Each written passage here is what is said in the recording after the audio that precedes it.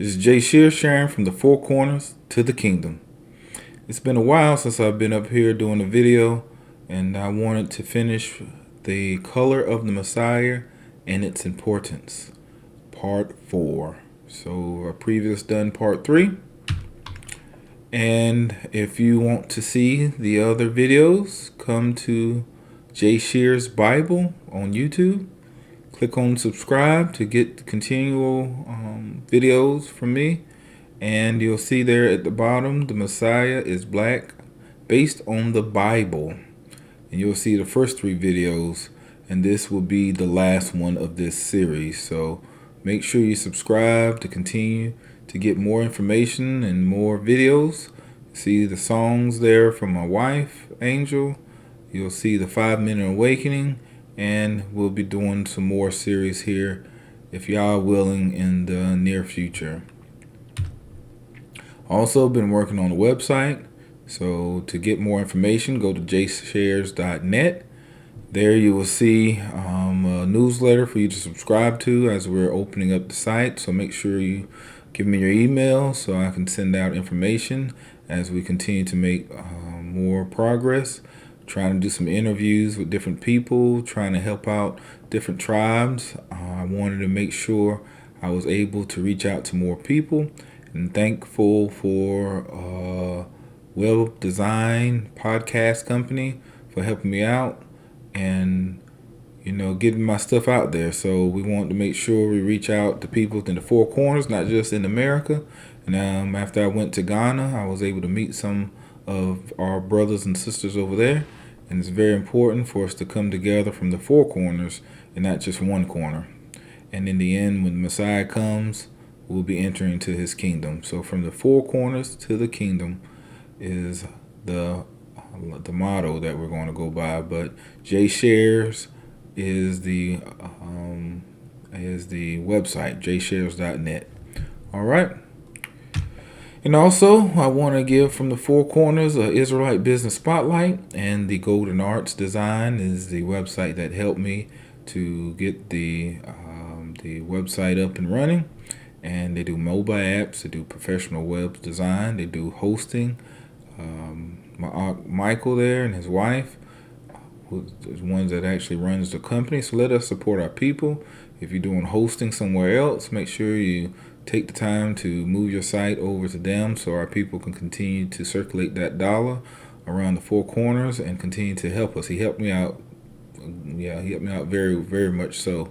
So he really helped out his ox. So I wanted to make sure that we recognize him and try to reach out and help out his business and also other businesses like that. So we want to make sure that we help out our people, especially in the time that the economy is in a bad downward spiral. We want to make sure that we lift our people, all right, and other people that also help us as well. So I don't want to be where we're just focused on ourselves, but they do have places called Chinatown, and they also have places that that serve Hispanics, and they have places that serve people from India and America. So we are trying to support our people as well, and we shouldn't have to have an excuse for it. All right. So we're going to be talking about the lineage of the Messiah. So where we stopped off last time was around King David, and we're going to finish all the way down to Yahushua, our Messiah, or some people call him Jesus by his Greek Latin name. We go based upon his Hebrew name. All right. So King David. So we know Bathsheba, as we talked about in part 3. We talked about her lineage and who she is and how she came probably a daughter of Ham. Let me get my mouse here. We see that Canaan's oldest son was Sidon, and the ancestor of the Sidonians. Canaan was also the ancestor of the Hittites. So Canaan was over the Hittites, right?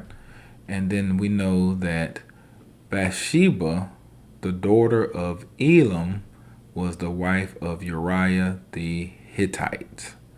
So we know Hittites come from Canaan, and she was married, Bathsheba, to an Hittite. Right. Then after that, David sent and inquired after the woman.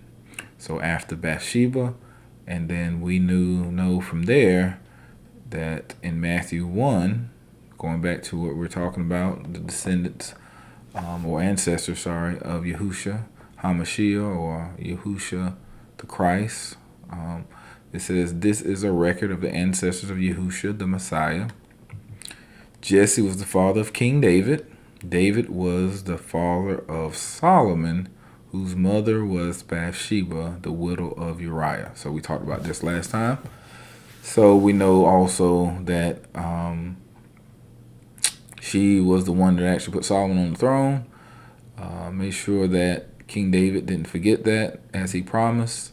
And we also see that Bathsheba was she spoke up for Adonijah, which was the brother of Solomon, the one that was before him, that was least from an age point was supposed to take over the throne, but Solomon was the one, and she basically took up for Adonijah, but Adonijah ended up getting killed because he wouldn't stop doing wrong. And she sat beside her son at the right hand, the king mother. So king's mother. So we see Queen Mother is a lot of things they talk about, especially in Ghana when I went there. Then we also see that Elam was the daughter of Elam was Bathsheba. So Bathsheba's father was Elam. We see Elam is the son of Ahithophel, the Gilead Knight. So the Gilead Knights were very important, for we know that Ahithophel was the counselor to King David and to Absalom as well when Absalom rebelled against him, and he was from Gilead. And we know that Gilead means exile. So Gilead's right here when it comes to the places around in Israel. We see Hebron. We see, there's some other places Bethlehem. There's actually two Bethlehems though, but yeah, we see Bethlehem. I know it's two Jerusalems. But anyway, we can see where in proximity that was Gilead, and for them to be exiled from the land of Israel, it shows you that they were already in there. How do you get exiled from a place that you're not from?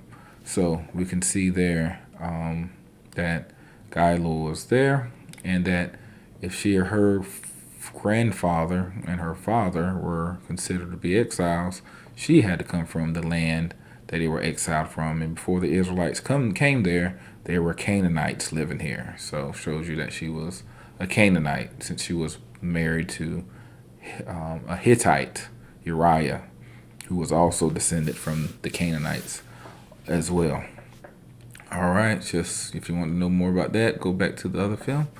All right, I went too fast there. All right, so here we got King David. And King David, as we talked about in the last one, was referred to as ruddy. And it's a word used to refer to a red or fair complexion, in contrast to a dark skin of the Hebrews. And we see here a fair-skinned complexion guy. And then we can see, like, Malcolm X was a red-looking. As we know, there's people in our community that's called red, and because they have red skin. And also we can see the difference of a fair complexion person to a dark skinned person, right? So, and it says the dark skinned ones were the Hebrews, so they were the darker ones, even though they had, some of the Hebrews were lighter, had fair or red complexion. So we can see here what it is talking about. And we used to call people that was lighter red bone. And going back to the word red, even though they were light skinned, it was referred to as red bone. And I heard other African communities as well, tribes, also refer to some of their light skinned people as reddish or something similar to red bone. All right, so he had a son who was Solomon, right? King David's son was Solomon. And as we see up in here, it says Song of Solomon, chapter 5:10 is where we find the word ruddy. So let us start reading chapter 5 from verse 10 to 16. It says, "My beloved is dazzling and ruddy, outstanding among 10,000. So here's a ruddy looking guy. I just found on the internet. His head is like gold, pure gold. Pure gold, his head. Interesting, very similar. He got a golden kind of look. His locks, that's interesting. So when we think about locks, this is, they used to call them dreadlocks, which was kind of a racial word to call them dreadful, but they were locks. So his locks are like clusters of dates and black as a raven. So we know he had black locks and they look like clustered dates. Clusters of dates. What does that look like? That looks like the locks that a lot of our people wear. Looks like if you just had a head there, they'll look like somebody who might be from like Jamaica or somewhere like that who wear, a lot of locks there. And it keeps on saying his eyes are like doves beside streams of water, bathed in milk and reposed in their setting. His cheeks are like a bed of balsam. Where's balsam? Balsam of Peru. So this oil ointment is what balsam looks like. Looks kind of like. All right. Banks of sweet scented herbs. His lips are lilies dripping with liquid myrrh. Let's see, myrrh. See some myrrh here. Looks brownish. Has light, dark pieces, but that's very interesting. Once again, connections are happening here. His hands are rods of gold set with beryl. Banks of sweet herbs. His lips are lilies dripping with liquid myrrh. Yeah, we said that. His hands are rods of gold set with beryl. His abdomen is carved ivy inlaid with sapphires. So, beryl. Very similar colors as we go around. Right? It looks like a lightish brown color. And then the difference between white versus ivory. This is white. This is ivory. Ivory is like a light tan kind of color. Very interesting. All right. His legs are pillars of alabaster. So let's see. Alabaster. Wow. Light color, brownish, light brown, tan thing going on. Very similar. Set on pedestals, there we go again, of pure gold. Pure gold. So all these colors are very similar. His appearance is like Lebanon choice as the cedar. So we know cedar tree is brown. I didn't think I had to show that one. His mouth is full of sweetness, and he is wholly desirable. This is my beloved, and this is my friend, O daughters of Jerusalem. Jerusalem's where? In Israel.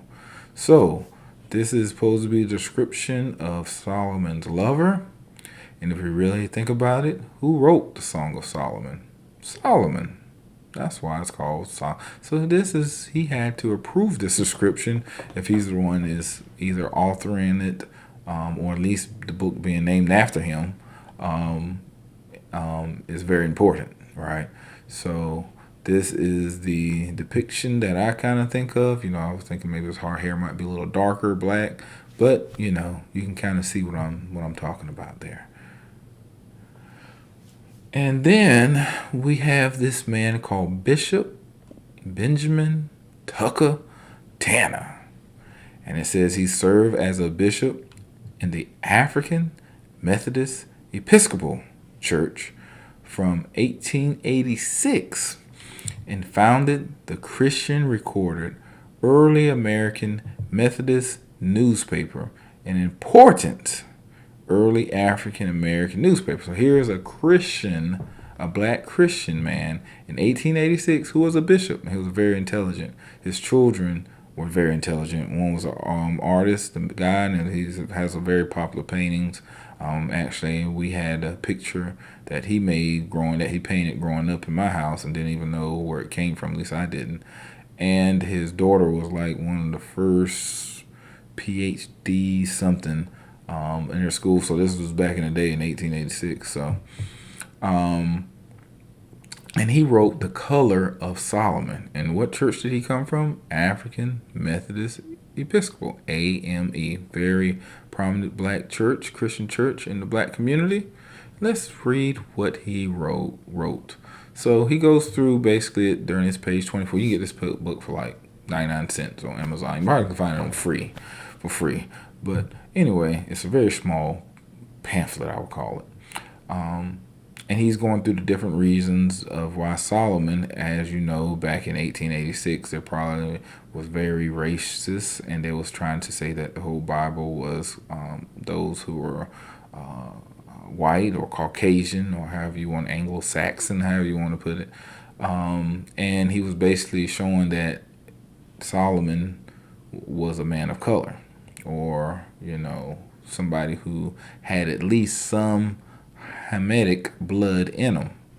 So here is his third reason. He says, third, if Solomon had no Hamitic blood in his veins, how account for those plaits of hair?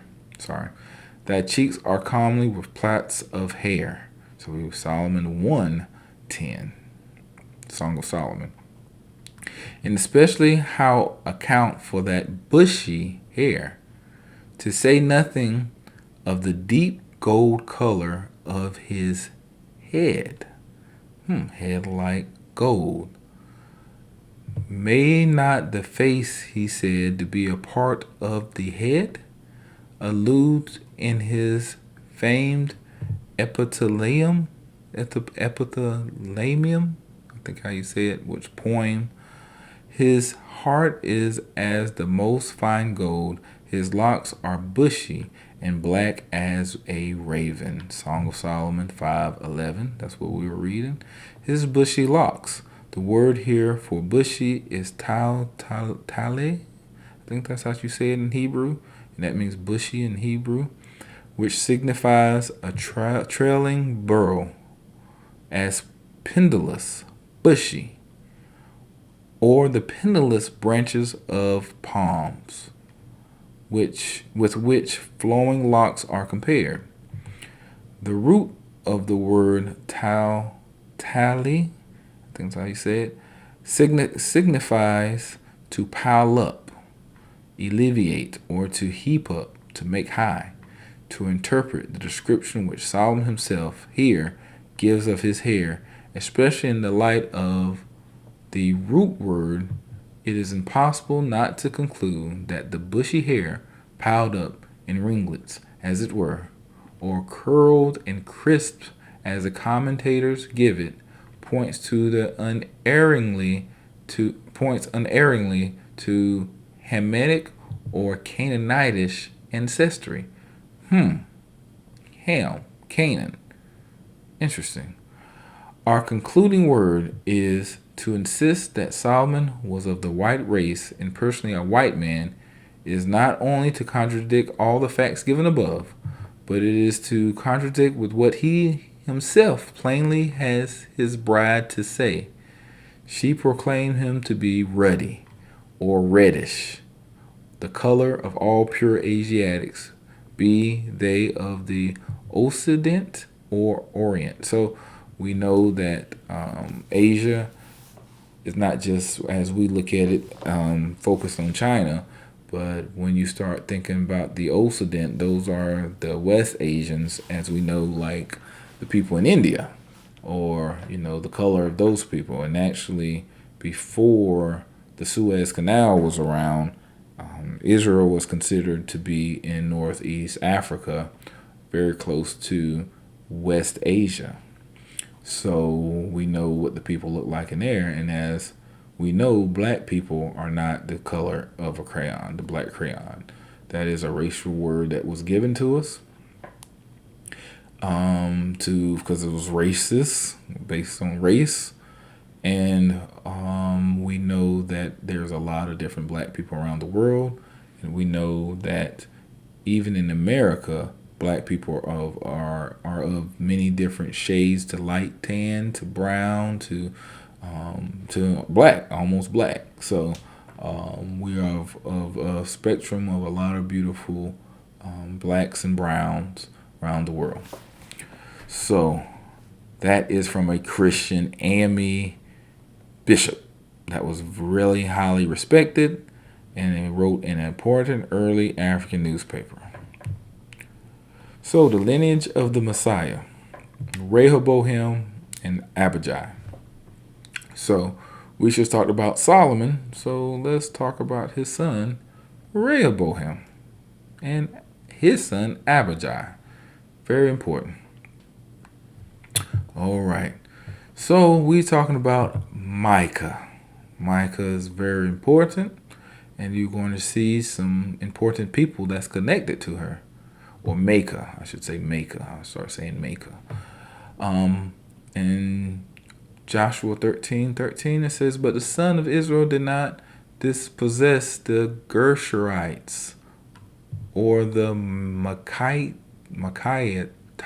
I don't know how you say it, Maacathites, for Gershur and Maacath live among Israel and to this day." So he's saying basically they didn't get rid of the Gershurites, that they still were among Israel all the way through Joshua's time and even thereafter. And we see going to 2 Samuel during the time of King David, we see David's children. And he says in his second child, and his second, Caleb, by Abigail, the widow of Nabal the Carmelite, and third, Absalom, the son of Maacah. All right, Absalom had bushy hair. Remember that?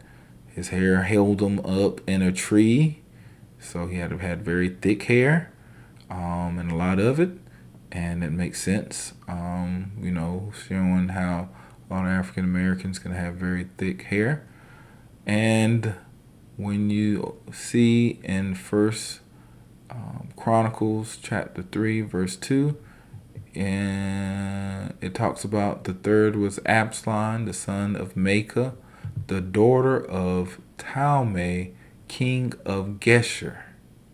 So the Geshurites, the one that couldn't get kicked out of the land, and who lived in the land of Geshur, these were basically Hamitic people. I believe that's Canaanites. So the Canaanites were the people that had to be kicked out of Canaan for Israel to be established. So this is where Israel came in. So we know Geshur were of the Canaanite people. And then Maacah, father, King Talmai, was, she was basically a princess, right? And then she was the wife of King David and had Absalom. What does this have to do with Messiah, right? Absalom was not the son that the Messiah came through. It was King Solomon was the son that the Messiah came through. But let us keep on reading. In 2 Samuel 13:37, it says, "Now Absalom fled and went to Talmai, the son of Mehud, the king of Geshur." So we can see there Absalom actually fled when he was killed his brother. He fled away and he went to his granddaddy, old Talmai, Papa Talmai, and he was the king of Geshur. And let's see what happened after that. "And after her he took Maacah, the daughter of Absalom." Wait a minute. I thought Maacah was Absalom's mother. But we see here that Absalom named his daughter Maacah too. Right? So it was the mother and the daughter. He named his daughter after his mother. And she bore him Abijah. Interesting, right? So Absalom's daughter, who did she marry? So, because Abijah was Absalom's grandson, and it was also, let's see, and she bore him Abijah and all the other sons. Rehoboam loved Maacah, the daughter of Absalom. So Absalom's daughter Maacah married Rehoboam and had King Abijah, showing that that black blood was still going through Absalom to his daughter to his grandson. And also on the other side, Rehoboam's black blood that came from his father Solomon, right, who had a black mother, Bathsheba, came down to him. So now we have black on black, right, having another black, even though the black was not through the Hamitic line, it was through the Shemitic line of King David. All right, so and we also see this is that Rehoboam loved Maacah, the daughter of Absalom, more than all his other wives and concubines. So he had 8 wives and 60 concubines, and had 28 sons and daughters, and 60 daughters. Sorry. And it says in Matthew 1, so this is the ancestry of the Messiah, Yahushua HaMashiach. Matthew 1:7, Solomon was the father of Rehoboam, Rehoboam the father of Abijah. So we can see that black blood going through the veins of all these descendants of the Messiah. And we know that Ham, Canaan, right? And we get the Gershites coming out of that line. All right, so we know that's very important. All right, so then we get to Jehoram. Then, we went from Abijah, Asa, Jehoshaphat, Jehoram. All right, this is a very important one. So stick with me on this one. Just pay close attention. We get to Athaliah, right? All right, let's read about Athaliah. Who is she? 2 Kings 8:26. Ahaziah was 22 years old when he became king, and he reigned 1 year in Jerusalem. And his mother's name was Athaliah, the granddaughter of Omri, king of Israel. So, all right, we have Ahaziah. Where is he at? Ahaziah, right here, right? Athaliah and Jerome. All right, so that's where this family is coming from, right here. All right. Now, when Athaliah, the mother of Ahaziah, saw that her son was dead, she rose and destroyed all the royal offspring of the house of Judah.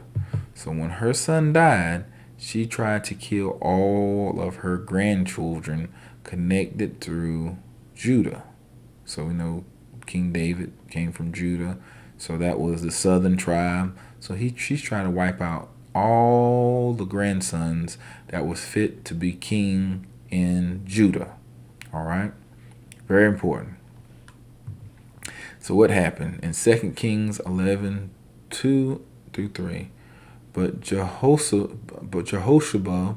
the daughter of King Joram, so we see Joram, Ahaziah's sister, basically, sister of Ahaziah, took Joash, the son of Ahaziah, and stole him from among the king's sons who were being put to death, and placed him and his nurse in the bedroom. So they hid him from Athaliah, and he was not put to death. So he was hidden with her in the house of Yahuwah 6 years, while Athaliah was reigning over the land. What? What just happened? All right. So basically, Jehoshaphat, she basically the sister of Ahaziah, hid Joash, or here it says Jehoash. They think it's a different spelling in some of the other books. But basically, she hid him while Attila reigned as queen for 6 years over Judah, the southern tribe. So they had a queen in the kingship of Judah, the house of Judah, that reigned for 6 years. And it gets more interesting, right? Why? Because she comes from the house of Israel, or the house of Ephraim, right? So Ephraim was reigning, it was like Jeroboam was reigning in the northern tribe when this kingdom was split between Jeroboam and Rehoboam. Rehoboam ran from the people, and he started ruling in the south, and Jeroboam reigned in the northern kingdom, and that started the two kingdoms. So this is where the 10 tribes were, and then the other remaining two and some of the Levites were in the southern tribe. So Jeroboam was from Ephraimite. So, the kingdom kind of changed hands to, I can't remember what kingdom this is, Gad or one of them. Anyway, it changed hands, but I believe this goes back to Ephraim. And then he had Ahab, and Ahab had Attila. So Attila comes from Ephraim. So this is one time that the two tribes of Ephraim and Judah come back together under her rule, because she was ruling the kingdom of Judah. Now, the northern kingdom was being ruled by another king, but she was ruling from Ephraim, ruling over the house of Judah. So basically, like, Ephraim and Judah are ruling together. Through her, are basically reconnected in a bad way, but she was from Ephraim ruling over Judah. That's when both kingdoms was ruled by Ephraim. And, there's some teachings I do about Ephraim as well that people overlook, just focusing on the house of Judah without focusing in on the northern 10 tribes. But anyway, let's read some more, because this is still important.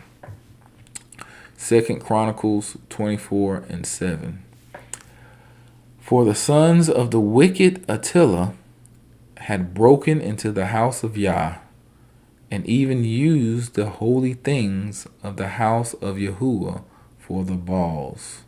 So Yah is the name of God, like Yahweh, which we don't go by. We go by Yahuwah.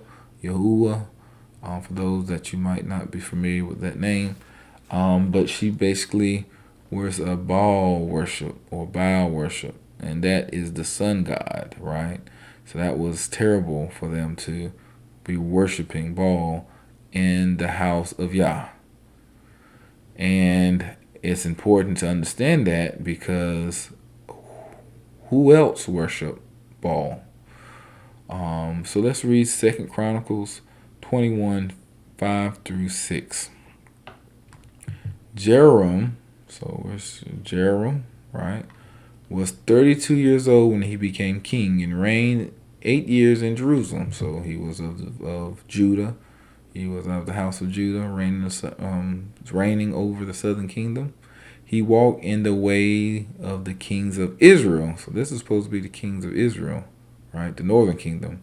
Just as the house of Ahab did. Ahab was one of the worst, kings of Israel.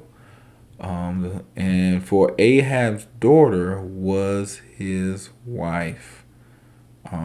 So Ahab's daughter was his Attila, was Jerome's wife. And he's saying, and he did evil in the sight of Yahuwah. He's like, we already went over that, right? But what are we missing here, right? Jezebel. Jezebel was the queen of Ahab and was the mother of Attila. So who is Jezebel, So we know Jezebel is not just who we call about women that's being fast, but Jezebel was very important. So because we know that she worshiped Paul, right?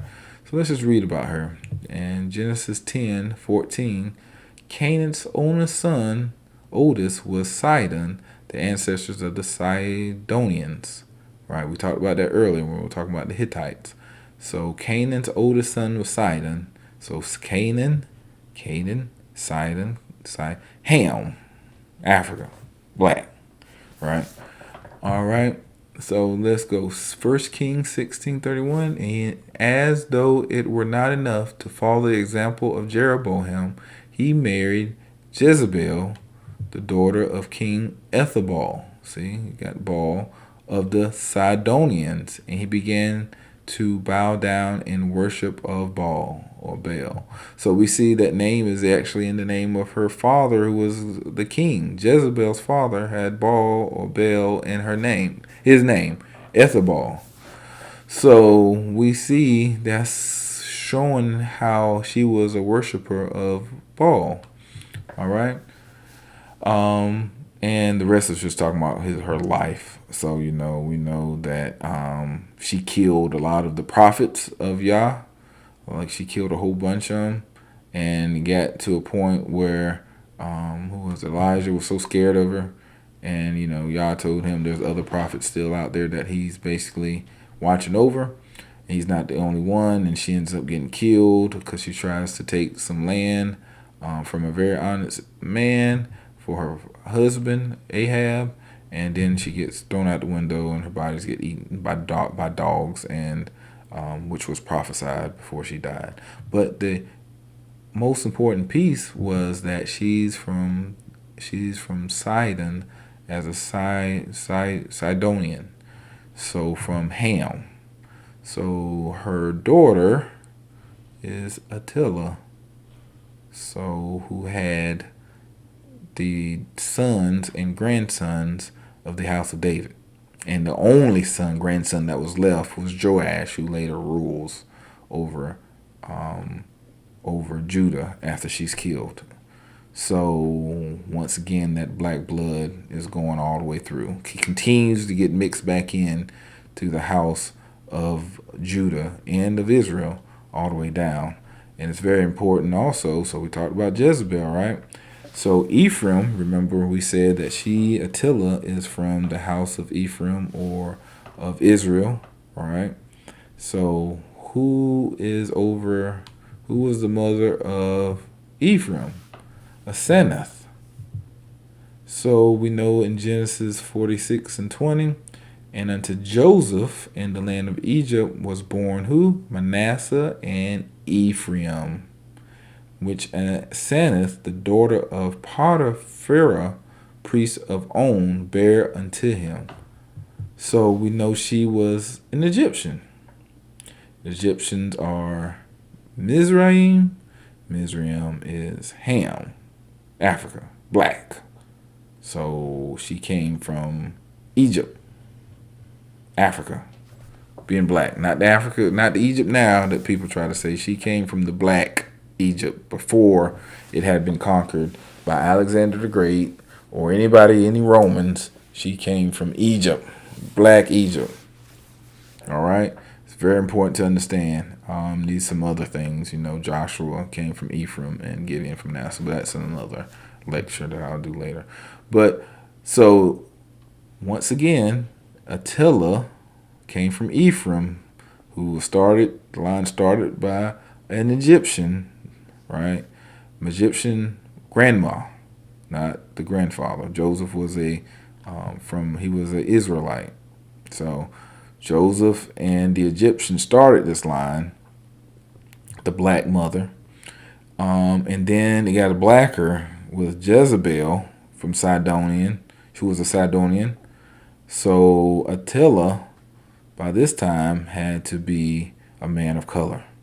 Well, Attila was a woman of color, but her son and grandson, good chance, Hazel definitely, but Joash could also been a person of color, but definitely had some black blood, because he even had going down this way as well, as we just discussed. All right, so we got a lot of black blood there, and this is just a note because we don't know what the color of these people. At least I haven't found any evidence. But Isaiah, Joash, and Amaziah. So if we look through there, if we look through Matthew 1, which we're talking about now, and we get down to going through Rehoboam, Abijah, Asa, Jehoshaphat, Joram, Uzziah, we see some names missing.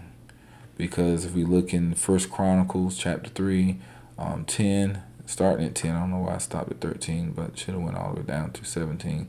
It says, now Solomon's son was Rehoboam, Abijah, Asa, Jehoshaphat, Joram, Ahijah, Joash, Amaziah, Azariah. We don't see that in Matthew 1. It goes from Uzziah, skip over them, and go to Jotham. So Jotham, Ahaz, Hezekiah, Manasseh, Ammon, Josiah, and then it says the son of Josiah were, and the second son was Joachim. Joachim is missing there in the line. And the sons of Joachim were Jeconiah. So Josiah became the father of Jeconiah. So it goes from Josiah and skips over him here, where here you start with Josiah, Jochanan, and Jochanan had Jochanah. So that's very important to know. I don't know why it doesn't. Don't have no clue. But hey, maybe you can research and send some information to me at jshares at jshares.net. Send me a message if you know why these kings are not talked about in Matthew 1. Okay. But all right, let's just keep on going. Hezekiah. So we're talking about the black lineage of the Messiah. All right. The siege of Lachish. This is actually the siege of Lachish in the British Museum. You can go there and Google it, whatever you have to do, and you can actually see that they said that these were the Israelites. Oh, what happened there? All right, Israelites. So you can see there that they have woolly beards, afro-looking hair, and then even some of the tour guides say they have negroid features or blackish features.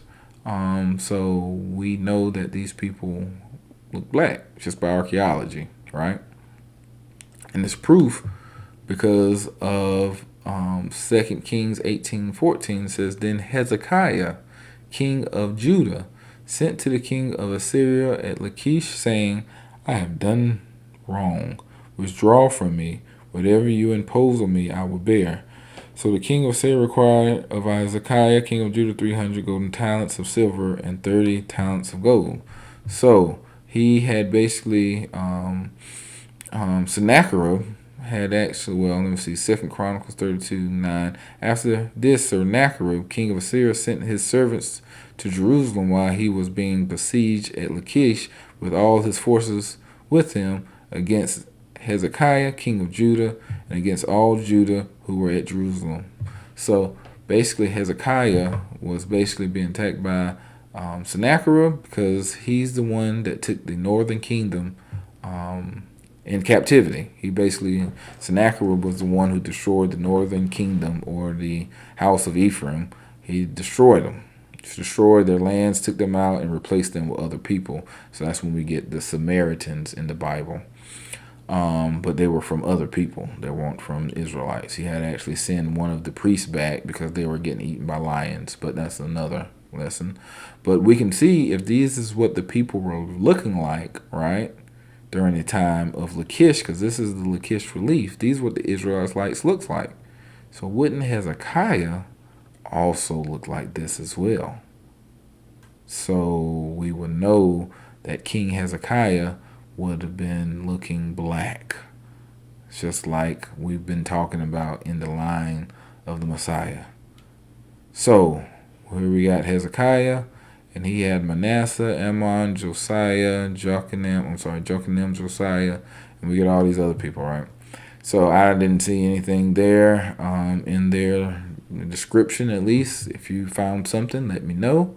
But then we get down to, because Zerubbabel is when they return back to Israel from Babylon. So they, the southern kingdom gets taken in captivity by Nebuchadnezzar, and then they come back during the Persian Empire. They get sent back. Ezra and Nehemiah comes back and rebuild the temple and the walls. And then, during that time, you can hear of Zerubbabel being come back as the governor. Not the king, but as the governor. So when we see that, right, we get down to about this time period. I'm giving a guesstimate, and you'll see why. That, these people also can be, based on archaeology, going to be looked at as being people of color or black people, right? Because what Hebrews looked like from 332 BC to 395 AD. So this is during the Roman Greco period. And terracotta head of Semite. If you know what a Semite, people say anti-Semitic, but Semitic comes from Shem, the son of Noah. So Shem, Ham, and Japheth. A Shemite, later on described as a Semite, but now they try to say it's not based upon the modern understanding of the word, is based upon anti-Semitic, which they say is more based upon anybody who are against the Jewish people. Before it was based upon your ethnicity, now it's based upon your adoption or conversion of a religion. So, terracotta head of Semite marked Hebrew by Petrie. So Petrie was a English explorer, kind of like Indiana Jones, I guess you would call him. And it says it's from Memphis, which is in Egypt, Foreign Quarter, Egypt, right? Greco-Roman period. The Petrie Museum of Egyptian Archaeology in London. So in London, they have this head that came from Egypt. And in Egypt, they called it a Shemite and marked it as Hebrew. So this is what the Hebrew people look like. So between 332 BC all the way to 395 AD, right? That's the time range. What happened during that time? We can see, as the time goes backwards, right? In BC to AD, we get to 164 BC. Around that time was Hanukkah. Right, so the people had to look like this. Good chance they did look like that. Then the Messiah lived during this time. So that's what we're describing now, right? His lineage and how he looked to be more of a African, black, even like an African American of many different shades and colors. But then the Second Temple period, the diaspora, when they were sent away in 70 AD, this is actually archaeology. You can see they have froze and stuff being sent as slaves. Very interesting, right? And it looks like the nose has been removed or rubbed off. All right. So then we have Hadrian during 135 AD, when he basically kicked out all the Israelites out of, Judeans out of the province of Judah and also of Jerusalem. And then he took Jerusalem and renamed it after himself, Aliyah, something like that. Aliyah Capitolina. And Capitolina was basically the name of Jupiter, that he commemorated the city by taking a statue of Jupiter and putting it on the Temple Mount after he kicked out all the Israelites. So he basically took the region of Judea and renamed it Palestine as we know it to today, after the enemies of the Israelites. Because remember, the Philistines were the enemies of the Israelites. When you have David and Goliath, Goliath was a Philistine, and they come from Ham. So he named it after them to spite the Israelites, to basically mock them. So that's why Palestine is named at this day. All right, and then the Council of Nicaea, because we're still 325 A.D., the Council of Nicaea, so still within that time frame of when the Israelites or the Hebrews looked this way. So that was a time that the Christian Catholic Church was established, and they were also persecuting the Israelites because they didn't convert to some of their customs. So they were persecuted. The reason why they moved the Sabbath from the seventh day to the first day in honor of, basically Constantine was a worshiper of Mithra, and he changed the day of worship because Mithra was the sun god, S-U-N god, and he changed the worship to the day of worship for the sun god. So, go to the Catholic archives and you can see that they changed the day on the Sabbath based upon the day that they wanted to worship. And it was the traditional day, where Protestants won't tell you that. They'll just say you can do it on any day, or they'll say, that was the day that the Messiah was, raised from the dead, even though they said it was 3 days, 3 nights, and Friday, Saturday. He died right before sundown on if they're by their understanding would be Friday night. So Friday night, Saturday night, Sunday morning, that's not 3 days and 3 nights, right? That's like 2 days, and we'll be on the third. Would that be the third day? Let me see. It'd be second day. 2 nights, 2 days. So that was during the time of Council of Nicaea. This is what the Hebrew looks like. So all through these periods, this is what they say that the Hebrews, or that the Israelites that came from the Hebrew Israelites, basically look like. Okay? So if we know that's what Messiah, during the time of Messiah, looking like that, we go back and talk about his lineage again. And let's just talk about Joseph and his father. All right? There is a painting that talks about Anne and Joachim. So this is in the 15th century, I believe, and this is the painting that they painted of Anne and Joachim. Why is that important? Because they were the parents of Mary. And who was Mary? The wife of Joseph, the mother of Yahushua. So if her parents looks like this, what color would she be?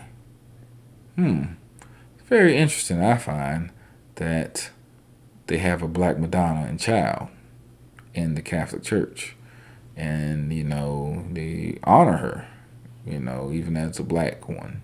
So I found that very interesting, that some depictions of her as being black.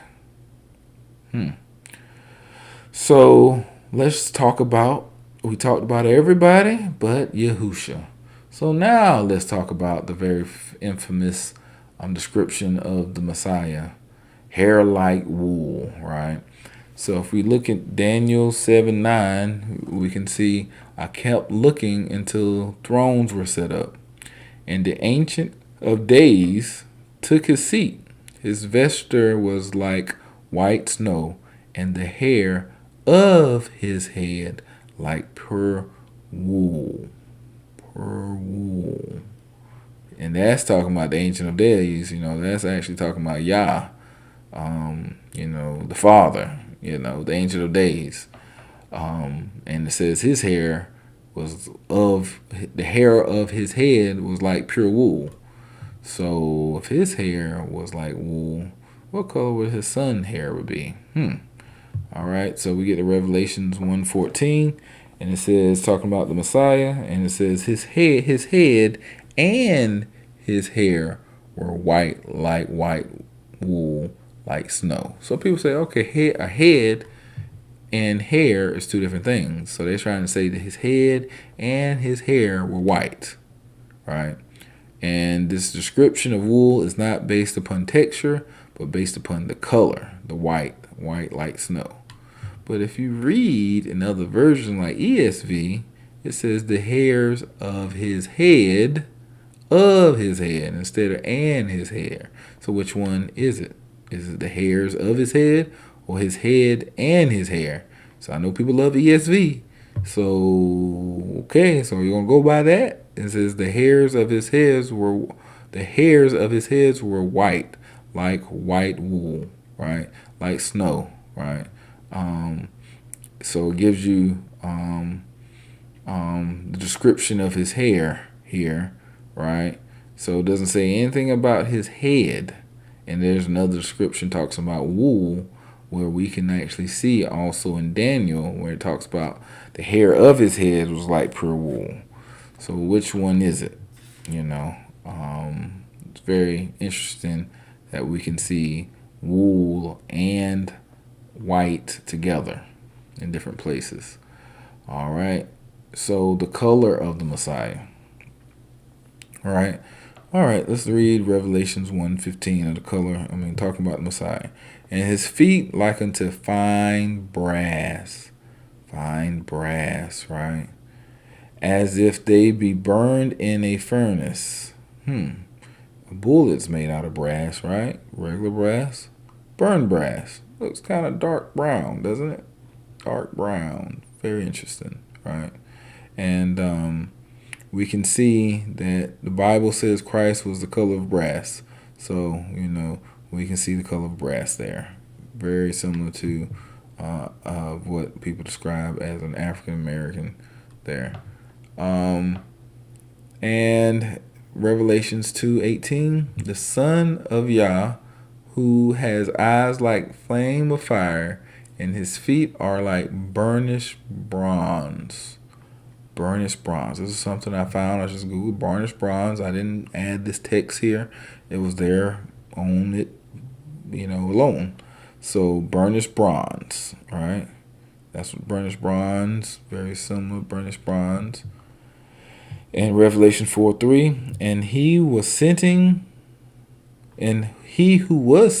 was like a jasper stone. Let's see, jasper right there. Interesting. Jasper. That's what jasper looks like. I think that I actually found that in Israel, if I'm not mistaken. So jasper stone and a sardis stone in appearance. Sardis stone, jasper stone, burned brass, burnished bronze, brass. Interesting.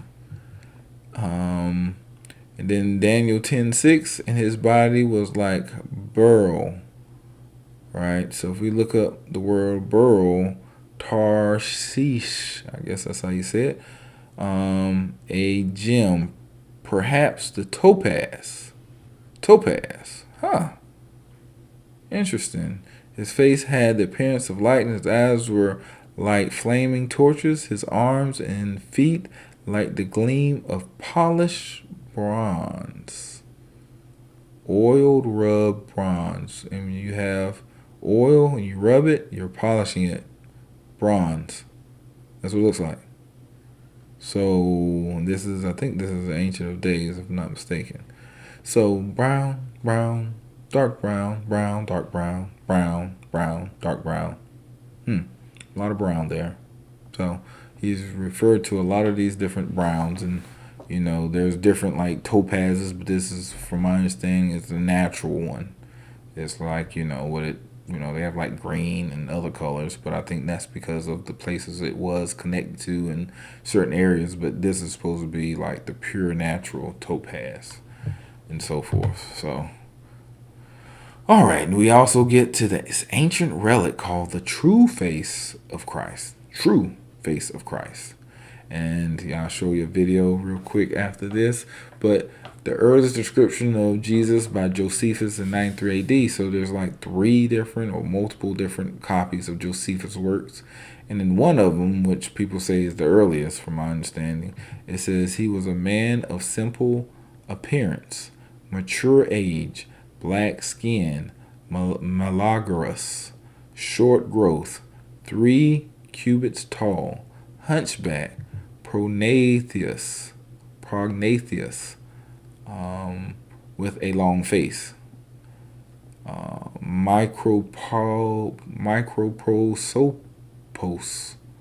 So a long nose, eyebrows meeting above the nose, with scanty curly hair, but having a line in the middle of his head after the fashion of Nazarene with an undeveloped beard. Looks very similar to what's being described here to me.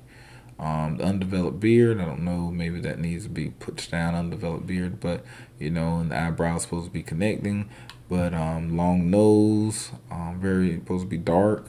And that this is not just, why is this news reporter standing here talking about this painting? Because this painting was stolen, and it actually was stolen from Rome and was found in Tennessee. And they said that this is the true face of Christ from Rome. Christians made this. So I'm going to show you the video so you can hear it yourself. All right? Welcome back. A minor theft might have turned into a major religious discovery. A missing artifact was found in the closet of a Tennessee motorhome. Volunteer TV's John Trainer talked with the owner of a rare painting who didn't know what he had. John? Yeah, Alan, it makes you wonder what you might have in your house. In this case, it was an authentic 19th century painting of the Veil of Veronica. It's like a story ripped from a Hollywood screenplay. A small road in the mountains of Tennessee, a living room in a motorhome, and a 150-year-old painting blessed by Pope Leo XIII. This is the true face of Jesus Christ, one of a handful of paintings based on the cloth used to wipe Jesus' face before his crucifixion, known as the Veil of Veronica. Its owner, a 73-year-old man who didn't want to be identified and had no idea what he had. So hopefully you saw that, and you can see that they say that he was a black person, a person of color, as we call African Americans today, of different shades of brown and black. Well, brown, not even black, different shades of brown. And then let's see here. It says Dr. William Lucius Hunter, 1850 through 1915, clergy of the African Methodist Episcopal Church. What is up with AME? Originally published in 1901. And what book did old Dr. Hunter write? Jesus Christ had Negro blood in his veins.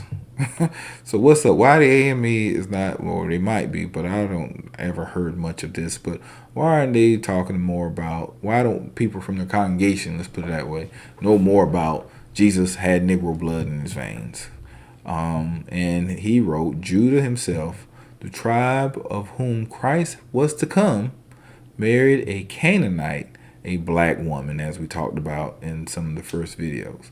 I speak of these not because I favor the mixing of races so much, but to show that it is not an unheard thing, and to show that Jesus Christ had plenty of Hamitic blood in him, as I just proved all the way through the last 4 videos. So why don't black Christians, at least, I don't try to talk about the different people who should know, but if this is your lineage and your connection, why don't you know?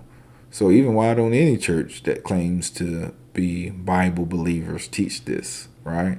So this is from a Christian minister of the AME church. But we already talked about Bishop Tanner, right? He was AME. Let's just keep on. Wait a minute, who's this guy? Wait a minute, who is this? Bible History of the Negro. I think this book is also 99¢ on Amazon. So all these books I've been naming, I think they're like 99¢ on Amazon. If you just get I think you can actually get the mailed copy for 99¢, if I'm not mistaken. But Richard A. Morsi was born near the town of Clinton, North Carolina. So back here in my home state, North Carolina, close to Clinton. Actually, my people come from Clinton. A lot of Sampson County, at least, not Clinton, but Sampson County. He graduated at Livingston College, Salisbury, North Carolina, a valedictorian of his class in 1892, and in 1904 through 1907 attended lecturers in theology at Temple College, Philadelphia, Pennsylvania. He entered the ministry at the age of 21, AME Zion Church, served as pastor of churches in North Carolina. Now, I'm in North Carolina. I don't ever hear none of these teachings. I had to come across them myself. Tennessee, Alabama, and Pennsylvania. So if you live in there, you need to go talk to your pastor, if you're at a black church especially, even in a white church, doesn't matter what church, and say, what's going on with this? Why didn't you teach me this, right? His labors being abundantly blessed. In 1908, he was elected corresponding secretary of missions, a position which he fulfilled 4 years later. Okay, so he comes from what? AME Zion. So this is one of the churches that came out of AME, was AME Zion, but still AME. He was connected to AME. So that's 3 pastors. Was he a doctor? I don't know if he was a doctor. Did I read anything about he got his PhD? But he at least went to school, right? And got his lectures in theology, right? So he was a very smart person. So 2 doctors and him, right? And later he accepted a call to First Baptist Church in Plymouth, North Carolina. So Baptists also should know something about this if you're at least from North Carolina. So what's going on? I know my Baptist churches didn't teach me this. So how did this knowledge get lost, right? And it seems like it's all during that time, late 1800s, early 1900s. And from 1900 just to 2022, we missed something. So there's a gap there. Why? Why do we no longer learn this in our black churches, or even in Hebrew congregations, which is basically waking up to some of this information after being. So let's see what he says in his book, The Bible History of the Negro. But not only was Rahab one of the human kinfolks of Jesus, but also Tamar, a descendant of Ham, or a Negro woman. So if you go back to the earlier videos, you see I say that as well. Genesis 38, 1 through 24. And who? Solomon, whose mother was a Hittite. So he just said he's a Hittite, not just a Canaanite, because of her husband Uriah, a descendant of Ham, or of the Negro race also. Genesis 10:14. By St. Matthew, both Tamar and Solomon are placed on the roll of the members of the human family of Jesus. So Matthew 1, that's what I'm talking about, right? Through Tamar and Solomon being particularly of Hamitic or Negro origin, the Negro race sustains blood relationship to Jesus, the King of Kings and the Lord of Lords, a place of honor and distinction of which not only the greatest people of the earth may well be proud, but saints and angels in glory. Nowhere else is the brotherhood of man and fatherhood of God more fully taught than the human kindership of Jesus Christ to the Ethiopian or Negro race. And it is but the Spirit of Christ, the Spirit of brotherly love, Romans 13:8, that was made the white religious denominations such as the Baptists, Methodists, AME is African Methodists, Episcopalians, AME Episcopalians, Presbyterians, and others do so much towards the education, moral, and religious welfare of the Negro race, right? So white religious dominations, because they must have recognized some of this as well, right? So they came to the aid because these are the same people who enslaved them.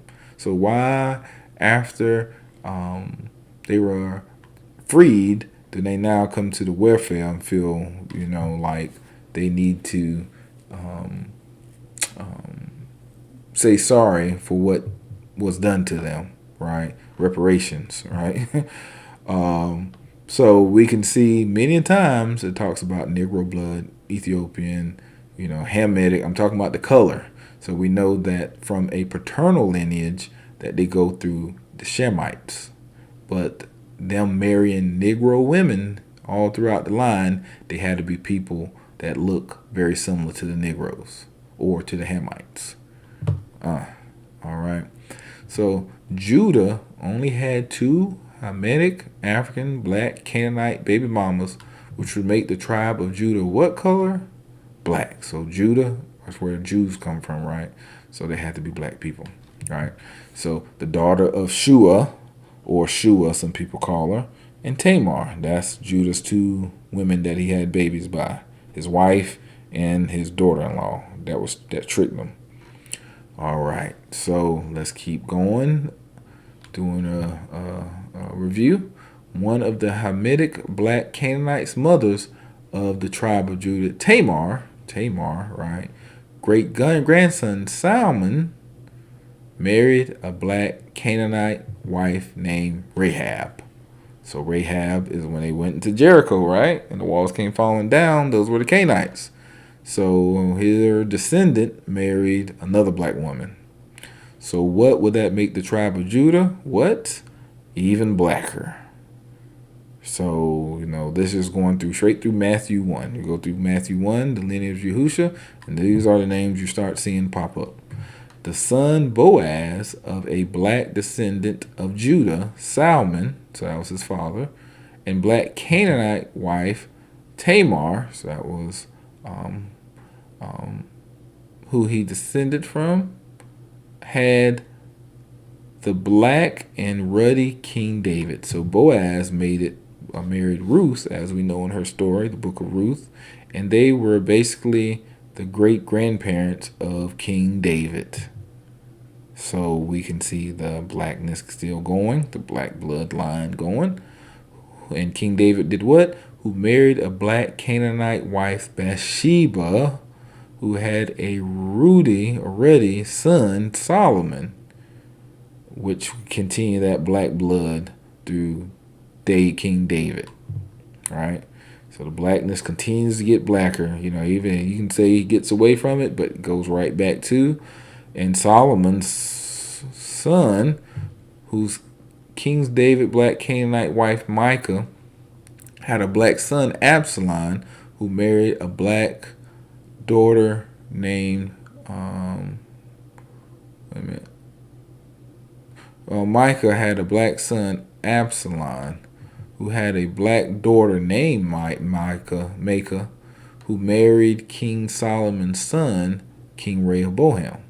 So King Rehoboam gets some more of that black blood, black beauty blood into him, right, and his descendants.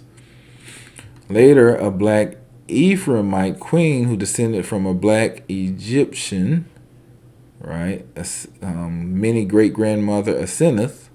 So her, we know this is Attila, right, descends from Asenath, and a black Canaanite queen mother Jezebel, this is her mother, right, married the king of Judah, King Jerome, and had a black son, King Ahaziah. So there we go. A lot of blackness going through the line of Israel and the line of Judah to get to the Messiah. And we know the Hebrew people who look like this during Hanukkah. Let me see. I don't know what I meant there. Who the Messiah lived, when the Messiah lived, after the temple fell, and when the Israelites were kicked out of Judea, and even past the times of Constantine, when the Christian Catholic Church was established, before, through, and after the New Testament, based on archaeology, the Greco-Roman period of what the Hebrews looked like, right? So we know that this is what Yahushua had to look like during that period of time, because this is what the Hebrews looked like. And the Israelites came out of the Hebrews. Anne and Joachim, who were the grandparents of the Messiah, drawn as being black in the 15th century, who were the black parents of Mary, the black birth mother of the Messiah. So there we go, some more blackness. Who the Messiah, who had hair and skin that looked like this. Okay. So what color would that make Messiah, who's from the tribe of Judah? Here's the clue. So we don't look at graven image, and we know he probably was an attractive man, as we saw even with the face of Christ, as the Roman Catholics has him. But the Bible says that he wasn't much to look at. So, we know he might. But this is a black man with white hair, with bronze skin, that has flaming eyes, that looks very similar to the description that's being told. All right. So, with that said, I'm getting to the end. So here's some books that you might want to get: the Bible and the Presence, the Black Presence in the Bible. This was very helpful. This is one of the first books that was given to me. When my pastor passed away, my first lady, Miss K. Farah, she ended up allowing me to go to the library, and this book was very helpful. And it's very strange, the fact that he has that going on. But anyway, the book Undeniable Full Color Evidence of Black Israelites in the Bible, Dante Forston. He actually even gave me a shout out a couple of weeks back, so give him a shout out. But this book was also very helpful to me, especially when it starts talking about the ruddy King David and some of the things there. And then the biblical history of black mankind. C. McGee Livers. This is a woman. She wrote this book. I got it for $20. It's like $60 or $70 or $80 now. So it has to have some good information in it for it to jump up like that. If you can afford it, there's a $9 Kindle download that you can get if you got a Kindle, or just look at it on your phone with the Kindle app. But this is also a very good book to get for your studies. All right. And, for those people who say, hey, color doesn't matter, you're being racist, you shouldn't talk about race, let's see who else talks about the color of the Messiah. Okay? Let's see. And don't you black people ever forget one thing. The man that helped Jesus carry that cross was a black man. And don't ever forget another thing. Jesus belongs to Africa as much as he does to Europe and Asia. He was born in that part of the world that touches Africa and Asia and Europe, and Jesus was not a white man like me, nor was he as black as some of you. We don't know what the color of his skin, but it must have been a dark color like the people of his day, because he was a man like them. All right. So I hope you enjoyed this series teaching about the color of the Messiah and why it matters. It's very important, because if the Messiah is a person of color and he comes from Judah, which are people of color, then his cousins will be people of color, which would be the Israelites. So if the